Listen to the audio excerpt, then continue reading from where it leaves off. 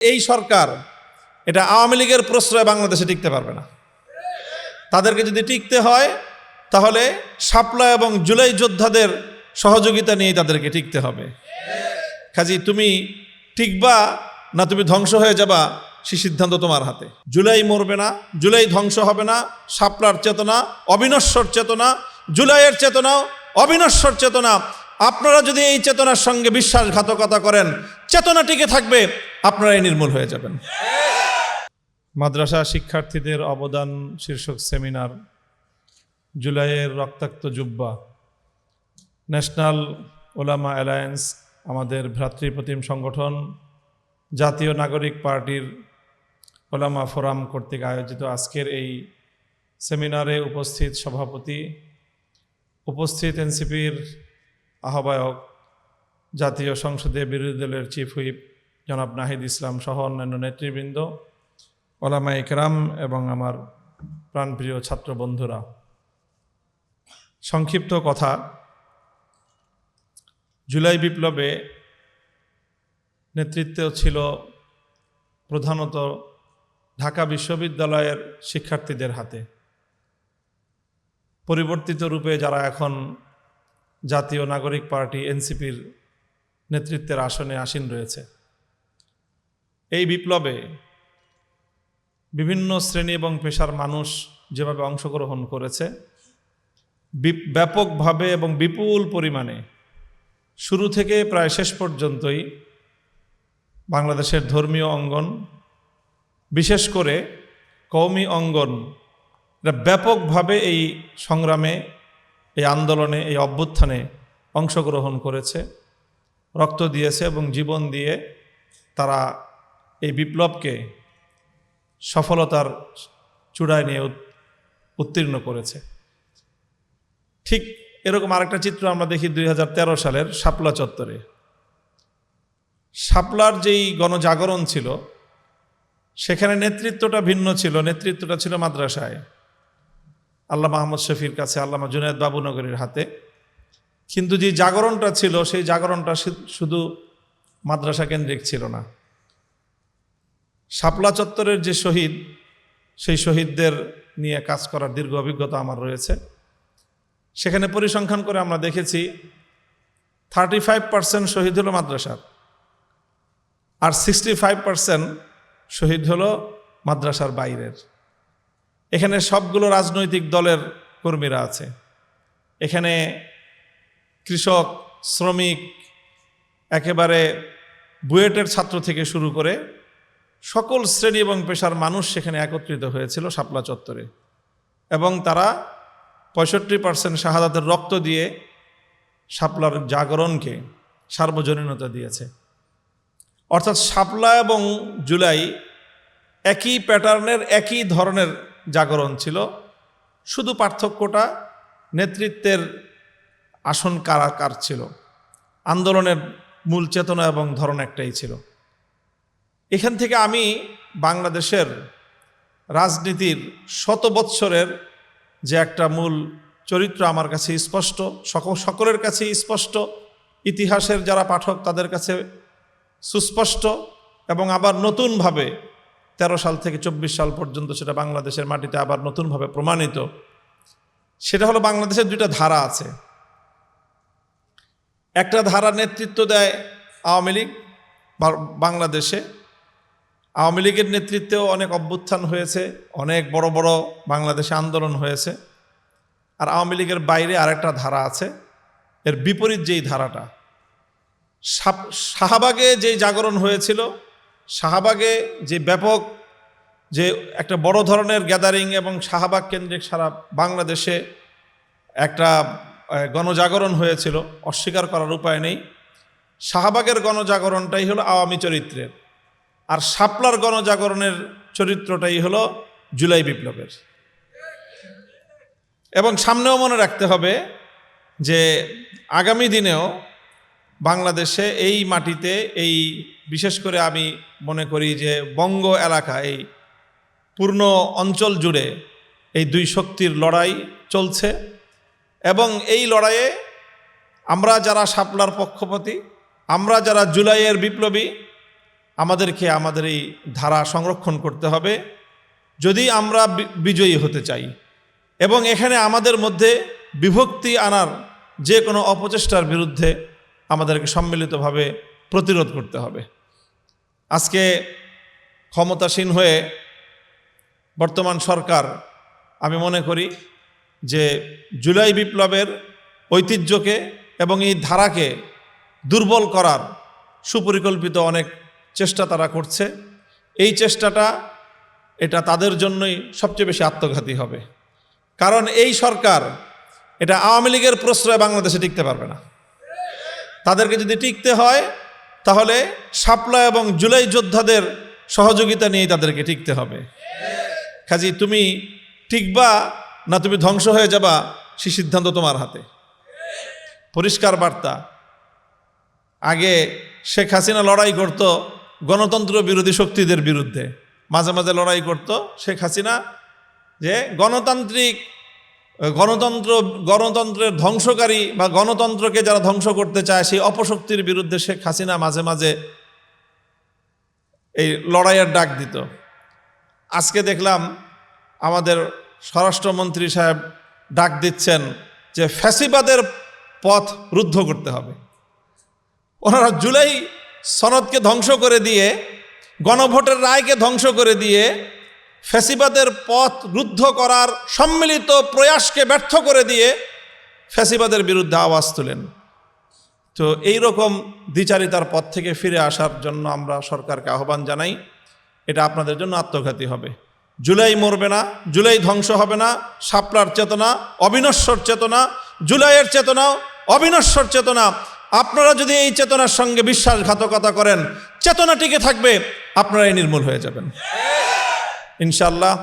আগামী দিনে আমরা এই ধারায় আমাদের আরও তৎপরতা এবং আমাদের এই অব্যাহত অগ্রযাত্রা আমরা ধরে রাখার চেষ্টা করব। আল্লাহর সাহায্য প্রার্থনা করি এবং আমরা হাতে হাত রেখে আমাদের এই সংগ্রামকে, জনগণের এই রায়, গণরায়কে বাংলাদেশে বাস্তবায়ন করার আগ পর্যন্ত আমাদের যাত্রা চলবে ইনশাআল্লাহ। আসসালামু আলাইকুম ওয়া রাহমাতুল্লাহ। আলিম উলামার আন্দোলন নতুন কোনো কিছু নয়। আমরা এই গত শতাব্দী থেকে যদি শুরু করি তাহলেও আমরা দেখতে পাই যে ব্রিটিশ বিতাড়ন আন্দোলন, শেখুল হিন্দ রহমতুল্লাহ আলাইহি, সাব্বির আহমদ উসমানী রহমতুল্লাহ আলাইহি, সৈয়দ হুসাইন আহমদ মাদানী রহমতুল্লাহ আলাইহি থেকে শুরু করে হাজার হাজার আলিম রক্ত দিয়েছেন ইংরেজদের বিরুদ্ধে আন্দোলন করে এই ভারতবর্ষকে স্বাধীন করতে যায়। একেবারে অতি সাম্প্রতিককালে যদি আমরা চলে আসি তাহলে 13 সালের যে শাপলা চত্বরের আন্দোলন, এই আন্দোলন শুধু ইসলামী দাবি দাওয়া আদায় করার জন্যই ছিল না, বরং ইসলামের বিপক্ষে যে শক্তি ছিল এই শক্তির বিরুদ্ধে ছিল সে আন্দোলন। এই জুলাই আন্দোলন যখন শুরু হয় সেটা বাহ্যিকভাবে ছিল একটা কোটা আন্দোলন। আমি মনে করি শুধু কোটা আন্দোলন ছিল না, এই আন্দোলনের পিছনে যারা ছিলেন তাদের মূল লক্ষ্য ছিল একটা ফ্যাসিবাদী সরকার আমাদের ঘাড় চেপে বসে আছে, এই সরকারকে তাড়াতে হবে। আমরা আলিম ওলামারা, ইসলামী দলওয়ালারা আমরা ততক্ষণ পর্যন্ত রাস্তায় নামিনি যতক্ষণ পর্যন্ত এটা প্রতিষ্ঠিত না হয়েছে যেটা স্কুল, কলেজ, ইউনিভার্সিটির ছেলেদের আন্দোলন, এটা যেন আন্তর্জাতিকভাবে স্বীকৃতি পেয়ে যায়, তারপর আমরা মাঠে নামবো শুধুমাত্র স্বীকৃতির জন্য। কারণ আমরা নামলে যাতে এটাকে মূলবাদীদের দিকে এটা চিত্রায়িত করা না হয়, আমরা সেই সময়টাই অপেক্ষা করছিলাম। যখন আমাদের বিশ্বাস হয়ে গেল যে এই আন্দোলন ছাত্রদের আন্দোলন, এটা কলেজ ভার্সিটির আন্দোলন, এটা বিশ্বব্যাপী প্রতিষ্ঠিত হয়ে গেছে, তখন আমরা সিদ্ধান্ত নিয়ে মাঠে নেমেছি যে এখন যদি আমরা মাঠে না নামি, এই আন্দোলন যদি ব্যর্থ হয় তাহলে এদেশে যারা আন্দোলন করছে সেই আন্দোলনকারীরা ধূলিসাৎ হয়ে যাবে। আমরা দেশকে বাঁচাবার জন্য আমরা সিদ্ধান্ত নিয়ে নেমেছিলাম। আজকে মাদ্রাসা ছাত্ররা তারা শাহাদত বরণ করেছে, তাদের জুব্বা রক্তাক্ত হয়েছে এবং স্কুল, কলেজ, ইউনিভার্সিটির ছেলেরা জীবন দিয়েছে। এই সকলের সম্মিলিত জীবনের বিনিময়ে সেই ফেসিবাদ সরকারের বিতরণ হয়েছে। এই ফেসিবাদ যাতে আবার ফিরে না আসতে পারে এবং রাষ্ট্র সুন্দরভাবে চলে, তার জন্য একটা জুলাই সনদ তৈরি হয়েছে। এই জুলাই সনদ বিভিন্ন দলের কিছু নোট অফ ডিসেন্ট ছিল, সেই নোট অফ ডিসেন্ট বাদ দিলেও যে অংশটুকু আছে, আমরা যে বিষয়গুলো সই করেছি, এই জুলাই সনদ বাস্তবায়ন করা আজকে যারা রাষ্ট্রীয় ক্ষমতায় আছেন তাদের দায়িত্ব। কেউ যদি মনে করে এই জুলাই সনদ একটা নির্বাচন করার প্রেক্ষাপট তৈরি করার জন্য জুলাই সনদ হয়েছিল বা আমরা স্বাক্ষর করেছিলাম, তাহলে এটা জাতির সঙ্গে একটা প্রতারণা হবে। আমরা এই প্রতারণার সাথে হতে রাজি নই। আমরা মনে করি এই জুলাই সনদ বাস্তবায়ন করা দরকার। এই জুলাই সনদ বাস্তবায়ন না করলে জনগণের সঙ্গে আমাদের একটা বিশ্বাসঘাতকতা হবে। নাহমাদুহু ওয়া নুসাল্লি আলা রাসূলিহিল কারীম, আম্মা বাদ। ন্যাশনাল ওলামা অ্যালায়েন্সের উদ্যোগে আজকে জুলাই রক্তাক্ত জুব্বা এই শিরোনামকে সামনে নিয়ে যে সুন্দর আয়োজন করা হয়েছে, আয়োজনের সাথে সম্পৃক্ত সকলকে শুরুতেই অনেক অনেক কৃতজ্ঞতা এবং শুকরিয়া জ্ঞাপন করছি। আসলে জুব্বা এটা জাতীয় রাজনীতিতে আনা যায় এবং জুব্বার মূল্যায়ন করা যায়, এবং এটা যে কোনো ভিন্ন চিত্রের কোনো পোশাক না, এটা আমাদের মানুষের একটা স্বাভাবিক পোশাক এবং ইসলামের ঐতিহ্য বহন করে। আজকের এই প্রোগ্রামের মাধ্যমে মনে হয় এটা জাতীয় পর্যায়ে একটু স্বাভাবিক হতে চেষ্টা করবে। নইলে আমার আগে যিনি বলছিলেন, আমরা দেখেছি ইতিপূর্বে যে আমাদের একই যোগ্যতা সম্পন্ন একজন ব্যক্তি, একজন জুব্বা পরিহিত, পাঞ্জাবি পরিহিত, আর একজন ভিন্ন পোশাক পরিহিত, তো তাকে যে মূল্যায়ন করা হয় শুধুই জুব্বার কারণে আমাদেরকে পেছনে রাখা হতো। সময়টা পরিবর্তন হয়েছে এবং হচ্ছে, আগামীতে আরও হবে। এবং এই জাতীয় প্রোগ্রামের মাধ্যমে আমাদের যে সমস্ত ভাইদের ভিতরে জুব্বাকে ভিন্ন চিন্তায় দূরে রাখার একটা প্রবণতা ছিল, তারা সেখান থেকে বের হয়ে আসবেন। আমরা দেখেছি বিভিন্ন জায়গায়, বিভিন্ন অফিসে, গত কিছুদিন আগে বাংলাদেশের একটা সরকারি অফিসে একটা হসপিটালের পরিচালকের রুমে আমার সাথে যিনি ছিলেন, আমি তার সাথে গিয়েছিলাম। সচিব পর্যায়ের একজন মানুষ, সচিব না, আর একটু নিচের পর্যায়ের। তো ওনার প্যান্ট শার্ট পরা, মাথায় টুপি ছিল। তো গেটে গিয়া বললেন, তো দারোয়ান বলল যে স্যার বিজি আছেন, একটু পরে আসেন। আমারে হাত ধরে টান দিয়ে পাশে নিয়ে উনি টুপিটা খুলে পকেটে রেখে এবার শার্ট আর প্যান্ট পরা, এবার গেটের সামনে দাঁড়ায় বলছে যে বলেন যে একজন আসছে দেখা করবে। সাথে সাথে সালাম দিয়ে ভিতরে নিয়ে গেল। তো উনি কথাবার্তা সেরে আমরা বের হইলাম। পরে বলল, দেখেন হুজুর, বাংলাদেশে এই টুপি এটার কি অবমূল্যায়ন করা হয়। আমার প্যান্ট ছিল, শার্ট ছিল, শুধু টুপি মাথায় ছিল। সে বলতেছে স্যারের সাথে দেখা করা যাবে না। টুপিটা খুলে আমি নিজে পরীক্ষিত, একসাথে ছিলাম। এই হলো হালত। তো এই পরিস্থিতিটাকে দূর করে একটা স্বাভাবিক পর্যায়ে আনার জন্য এই জাতীয় প্রোগ্রাম অনেক বড় ভূমিকা রাখবে এবং এর মাধ্যমে ওলামা ইকরাম যে জুলাইয়ে রক্ত দিয়েছেন সেই রক্তের সঠিক মূল্যায়ন হবে, আমরা সেই প্রত্যাশা করি। এবং আজকের এই সুন্দর আয়োজনে জাতীয় ইমাম পরিষদকে আমন্ত্রণ জানানোয় আমরা ন্যাশনাল ওলামা অ্যালায়েন্সকে ধন্যবাদ জানিয়ে আমি আমার বক্তব্য শেষ করছি। ওয়া আখিরু দাওয়ানা আলহামদুলিল্লাহি রাব্বিল আলামিন। ধন্যবাদ, অসংখ্য শুকরিয়া।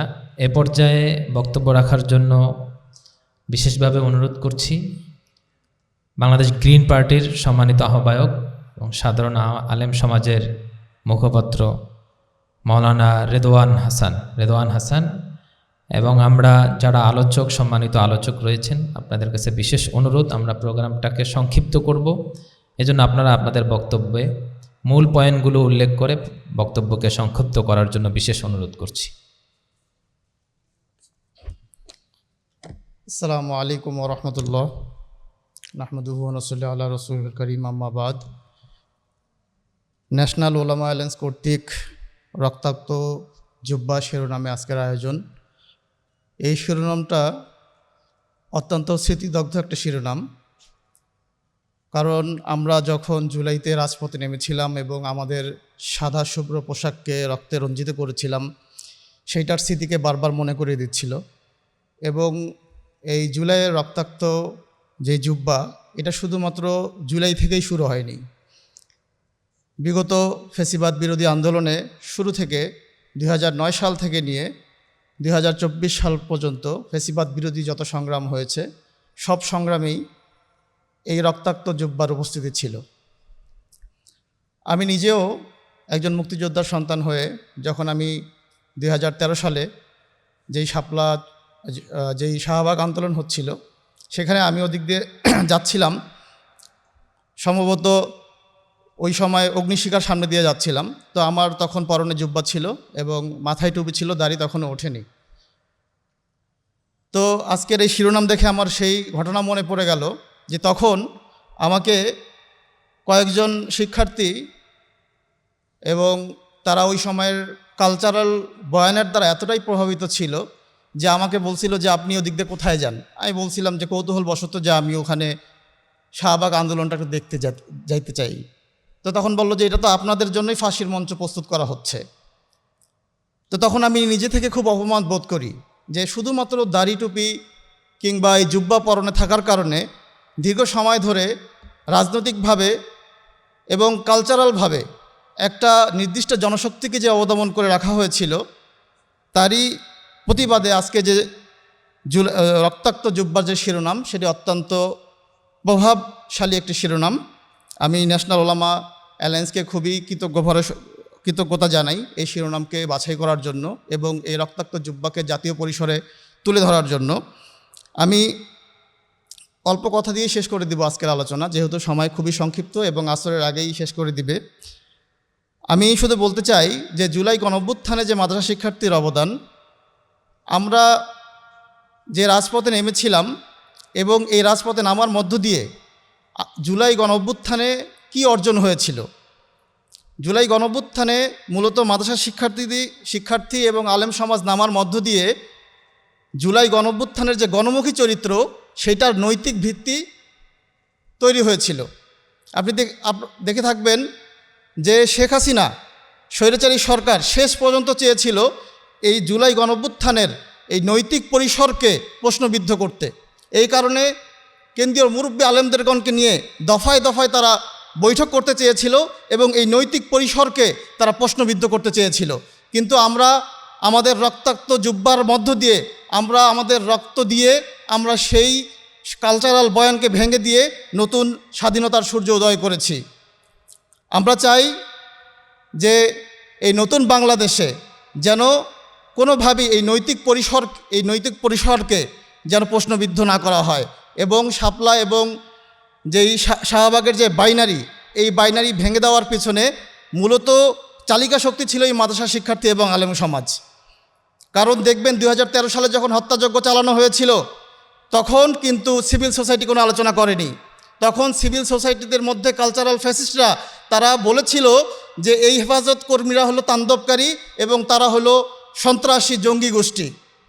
অথচ যখন এই 2024 সালে সেই একই বিষয় যখন আবার সামনে আসলো এবং গণহত্যাকারী আওয়ামী লীগ যখন আবার সবার উপর গণহত্যা চালাচ্ছিল, ঠিক ওই সময়ে আমরা আমাদের জায়গা থেকে এই শাপলা শাহবাগ বাইনারিকে ভেঙে দিয়ে আমরা রাজপথে নেমেছিলাম আমার ভাইয়ের রক্তের দাবিতে। এবং সেই যাত্রা এখনও পর্যন্ত আমাদের চলমান, জুলাই চলমান থাকবে যতদিন পর্যন্ত আমাদের কালচারাল ফ্যাসিস্টরা এবং ফ্যাসিবাদের যে উপকরণ, সেগুলো যতদিন পর্যন্ত বাংলাদেশে থাকবে ততদিন পর্যন্ত আমাদের লড়াই চলমান থাকবে। এই বলে আমার সংক্ষিপ্ত বক্তব্য শেষ করছি। ও আখিরু দাওয়ানা আলহামদুলিল্লাহি রাব্বিল আলামিন। ধন্যবাদ, অসংখ্য শুকরিয়া মাওলানা রেদওয়ান ভাইকে। এ পর্যায়ে বক্তব্য রাখার জন্য, সংক্ষিপ্ত বক্তব্য রাখার জন্য বিশেষভাবে অনুরোধ করছি দৈনিক প্রথম আলোর কলামিস্ট, জাতীয় লেখক পরিষদের সিনিয়র সহসভাপতি মৌলানা ওসমান গনি, শায়েখ মৌলানা ওসমান গনিকে।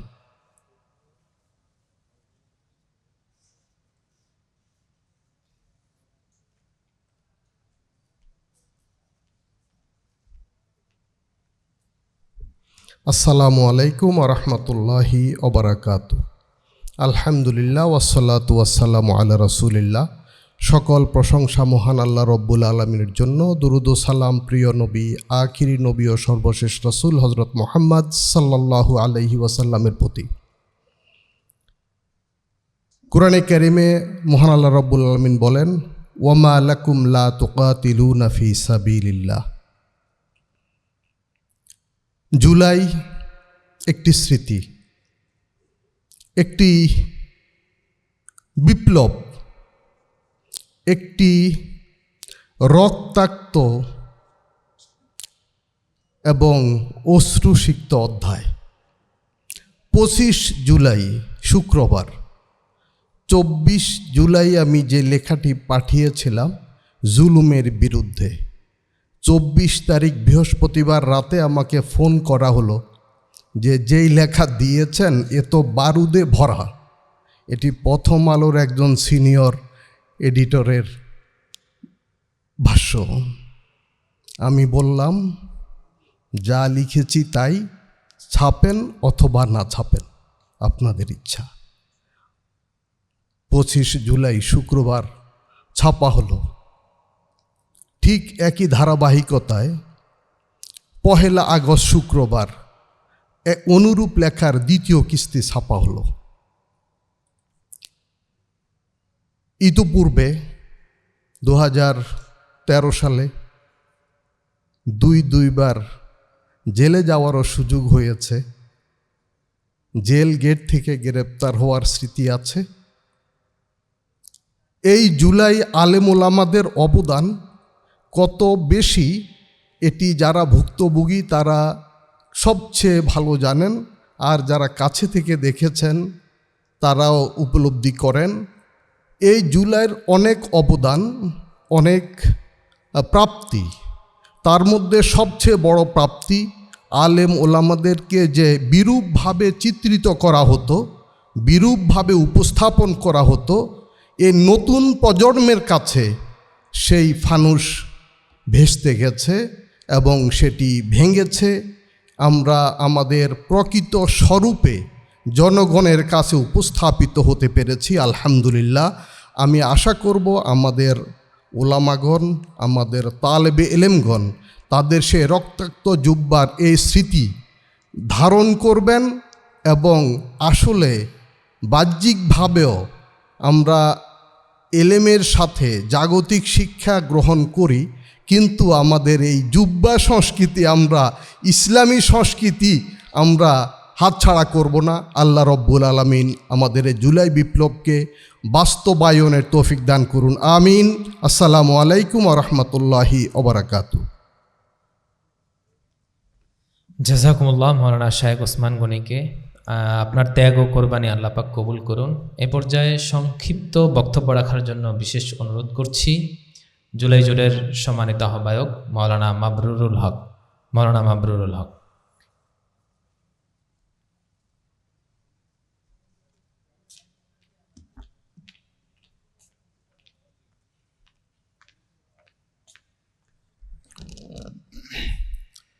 আসসালামু আলাইকুম ওয়া রাহমাতুল্লাহি ওয়া বারাকাতুহু। নাহমাদুহু ওয়া নুসাল্লি আলা রাসূলিহিল কারীম, আম্মা বা'দ। আজকের এই ন্যাশনাল উলামা কাউন্সিল কর্তৃক আয়োজিত রক্তাক্ত জুব্বা, এই প্রতিবাদ্য সামনে রেখে আজকের এই যে আয়োজন, আজকের এই আয়োজনের সম্মানিত সভাপতি, উপস্থিত উলামায়ে কেরাম ও বিভিন্ন রাজনৈতিক দলের নেতৃবৃন্দ এবং উপস্থিত আমার সামনে সম্মানিত শ্রোতাবৃন্দ, আমরা ইতিমধ্যেই জুলাইকে একটা রুসুম রেওয়াজের মধ্যে নিয়ে এসেছি। আসলে এটা জুলাইকে শুধুমাত্র একটি রসুম রেওয়াজের মধ্যে নিয়ে আসার কথা ছিল না। আসলে জুলাইটাকে আমরা কিভাবে ব্যাখ্যা করি, যদি আমি সব ধরনের বয়ান এই কেন্দ্রিক রাখি। একটা বয়ান যদি আমি সামনে রাখি, যে জালেম এবং মাজলুমের যে যুদ্ধ, চিরন্তন যুদ্ধ, এই যুদ্ধে আল্লাহ তাআলা মাজলুমের পক্ষে সাহায্যের যে ওয়াদা করেছেন, এই ওয়াদার যে একটা শর্ত আছে, সেটা হচ্ছে মাজলুমকে একত্রিত হইতে হবে, ঐক্যবদ্ধ হইতে হবে। তো আমরা জুলাইয়ে যে জিনিসটা দেখেছি, মাজলুমের পক্ষে যারা ছিলেন সকল ঘরানার সবাই একত্রিত হয়েছেন, যার কারণে একটি ফ্যাসিস্ট, একটি কর্তৃত্ববাদী সরকারের পতন হয়েছে।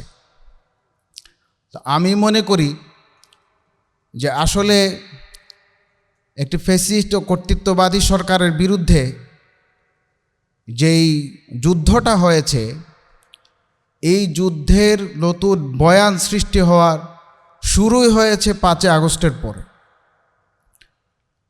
অথচ আমরা 5 আগস্টের পরে আল্লাহ তাআলা আমাদেরকে ঐক্যবদ্ধ হওয়ার যে সুযোগ দিয়েছিলেন, সেই সুযোগটাকে আমরা কাজে লাগাতে পারি নাই।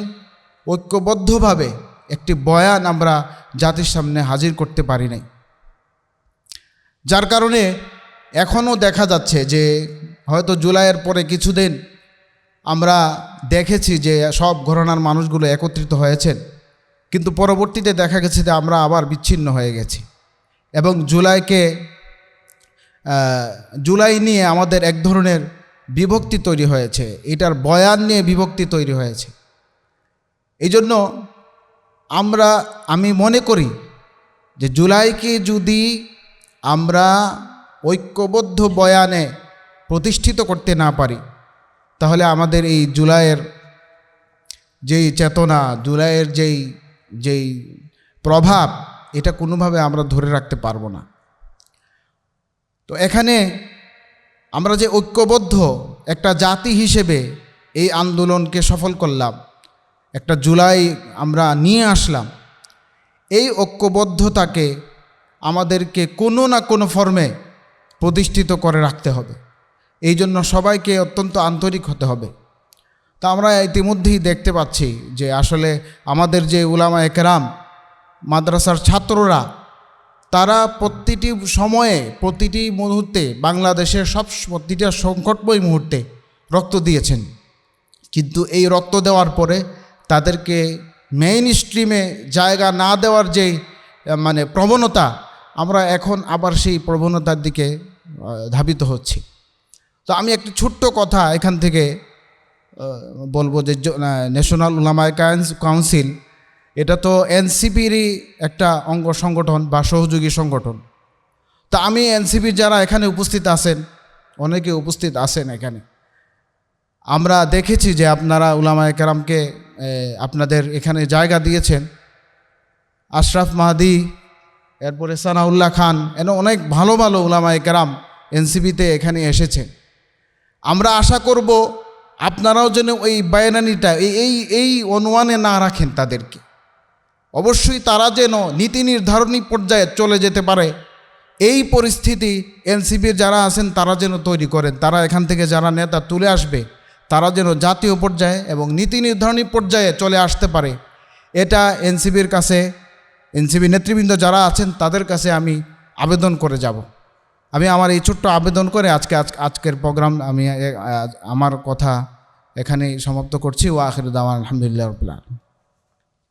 অসংখ্য শুক্রিয়া মাবরুল ভাইকে। আমরাও আসলে যেটা চিন্তা করি যে আমাদের মতের ভিন্নতা থাকতে পারে, চিন্তার ভিন্নতা থাকতে পারে, আমাদের চলনের ভিন্নতা থাকতে পারে, কিন্তু জুলাইকে কেন্দ্র করে আমরা সকলে ঐক্যবদ্ধ থাকব। বাংলাদেশের জমিনে, বাংলাদেশের রাষ্ট্রীয় ব্যবস্থায় কোনো ধরনের আওয়ামী ফেসিবাদী আমরা আর দ্বিতীয়বার পুনর্জন্ম হতে দিব না ইনশাআল্লাহ। এ পর্যায়ে বক্তব্য রাখার জন্য বিশেষভাবে অনুরোধ করছি, এবং বিশেষ করে যারা আমাদের আলোচকবৃন্দ আছেন, আপনারা আপনাদের বক্তব্য সংক্ষিপ্ত করবেন। বক্তব্য রাখার জন্য বিশেষভাবে অনুরোধ করছি জাতীয় ইমাম পরিষদের সম্মানিত সভাপতি, বিশেষ করে উনি আমাদের সায়েন্স ল্যাব গাউসিয়াতে আন্দোলন করে নির্যাতন নিপীড়নের শিকার হয়েছেন। মসজিদে বক্তব্য রেখেও কমিটি দ্বারা তিনি নির্যাতন জুলুমের শিকার হয়েছেন। মাওলানা আবদুল্লাহ ইয়াহিয়া বক্তব্য রাখার জন্য অনুরোধ করছি মৌলানা আবদুল্লাহ ইয়াহিয়া সাহেব।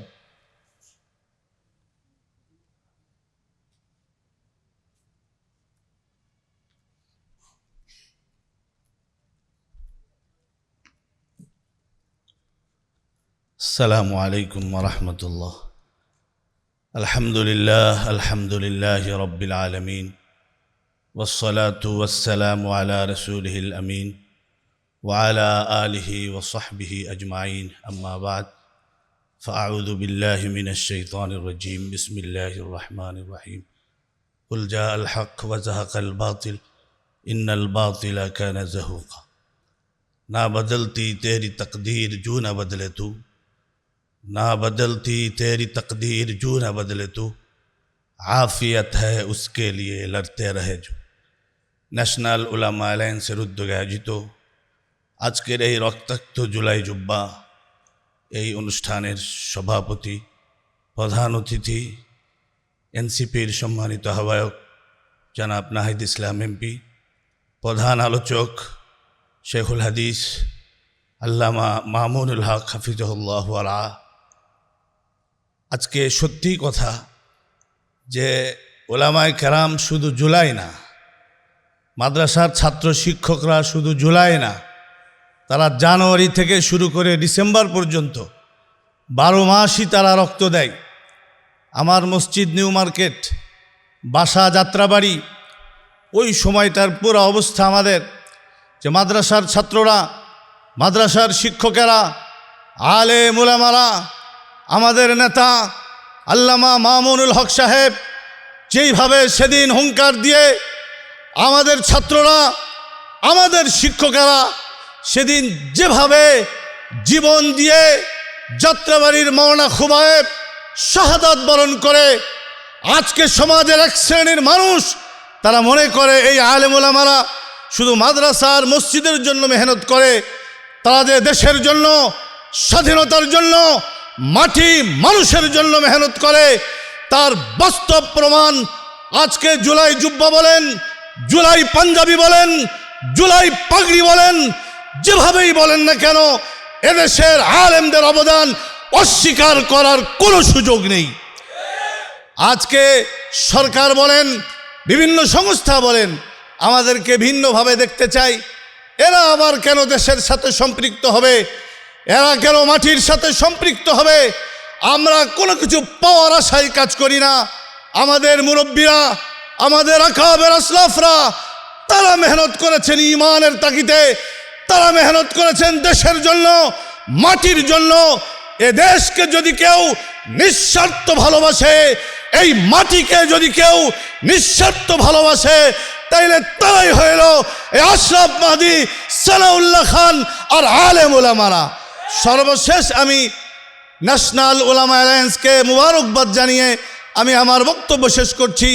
যে ধরনের একটা সুন্দর অনুমানে আমাদেরকে একত্রিত করেছেন, আল্লাহ রাব্বুল আলামিন আমাদের সকলকে কবুল করেন। আমিন। ওয়া আখিরু দাওয়ানা আনিল হামদুলিল্লাহি রাব্বিল আলামিন।